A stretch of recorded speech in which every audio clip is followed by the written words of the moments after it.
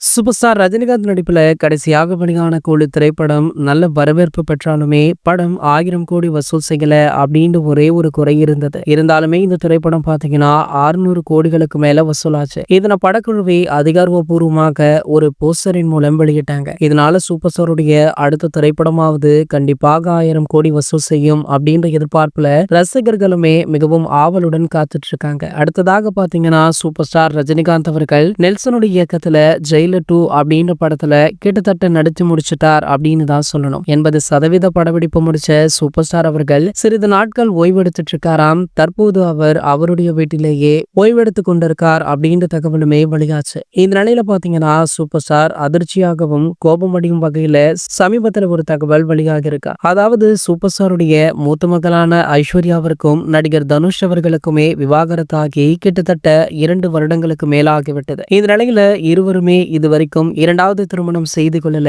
பொதுவாகவே சினிமா பிரபலங்கள் விவாகரத்து வாங்கிவிட்டால் உடனேயே இரண்டாவது திருமணம் செய்து கொள்வாங்க. ஆனால் இருவருமே இதுவரைக்கும் அப்படி எதுவுமே பண்ணல அப்படின்றதுனால சோசியல் மீடியாக்கள்ல இவங்களை பற்றி ரசிகர்கள் புகழ்ந்து தள்ளிட்டும் இருந்தாங்க. ஆனால் தற்போது பாத்தீங்கன்னா நம்ம தனுஷ் அவர்களுக்கு இரண்டாவது திருமண ஏற்பாடு நடைபெற்றுள்ளதா. சோ யாத்ரா லிங்கா ஆகிய 2 மகன்கள் இருக்க நிலையில தனுஷ் அவர்கள் எப்படி இப்படி செய்யலாம் அப்படின்னு சூப்பர் ஸ்டாருக்கு தனுஷ் மீது ஒரு விரக்தி வந்துள்ளதாக சொல்லப்படுது. சோ என்னதான் தன்னுடைய மகளை விவாகரத்து செய்தாலுமே தனுஷ் அவர்களுக்கு இதுவரைக்குமே சூப்பர் ஸ்டார் நல்ல மரியாதை கொடுத்து வரார் அப்படின்றது அனைவருக்குமே தெரிந்த விஷயம்தான். ஆனால் இதுக்கப்புறம் அப்படி இருக்குமா அப்படின்றது சந்தேகம்தான். இது போன்ற செய்திகளை பற்றி நீங்க உடனே தெரிஞ்சுக்க நம்மளுடைய சேனலை மறக்காம சப்ஸ்கிரைப் பண்ணிக்கோங்க.